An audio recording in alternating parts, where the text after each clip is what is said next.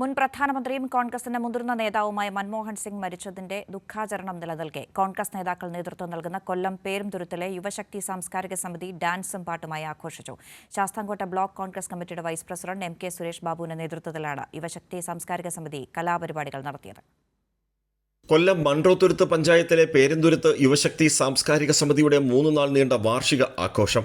ആഘോഷത്തിന്റെ ആദ്യ ദിനം തന്നെ മുൻ പ്രധാനമന്ത്രി മൻമോഹൻ സിംഗ് മരിച്ച വിവരം പുറത്തുവന്നു.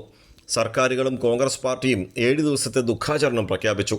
പക്ഷേ കോൺഗ്രസ് നേതൃത്വം നൽകുന്ന യുവശക്തി സാംസ്കാരിക സമിതി AICCയുടെ ദുഃഖാചരണവും തള്ളി. കോൺഗ്രസ് നേതാക്കളായ സംഘാടകർ അവരുടെ സ്വാർത്ഥതയ്ക്ക് വില കൽപ്പിച്ച് ആഘോഷം തുടർന്നു. യുവശക്തിയുടെ ഭാരവാഹികളായ കിഷോർ, ഷിബു, വിജയൻ, ശോഭന, ചിത്തരഞ്ജൻ എന്നിവരും കോൺഗ്രസ് മണ്ഡലം കമ്മിറ്റിയുടെ ഭാരവാഹികളാണ്. AK ആന്റണി പോലും അദ്ദേഹത്തിൻ്റെ പിറന്നാൾ ആഘോഷം ഒഴിവാക്കി. പക്ഷേ പേരുംതുരുത്തിലെ സാംസ്കാരിക സമിതി ഭാരവാഹികളായ കോൺഗ്രസ് നേതാക്കൾ മൻമോഹൻ സിംഗിനെ തള്ളുകയായിരുന്നു. ഇതാണോ സെമി കേഡർ പാർട്ടിയെന്ന് ഒരു വിഭാഗം കോൺഗ്രസ് നേതാക്കൾ ചോദിക്കുന്നു. യുവശക്തി ഭാരവാഹികളായ കോൺഗ്രസ് നേതാക്കൾക്കെതിരെ കോൺഗ്രസ് ജില്ലാ നേതൃത്വം എന്ത് നടപടി സ്വീകരിക്കുമെന്നാണ് ഇനി ഉയരുന്ന ചോദ്യം. രാജ്കുമാർ, കൈരളി ന്യൂസ്, കൊല്ലം.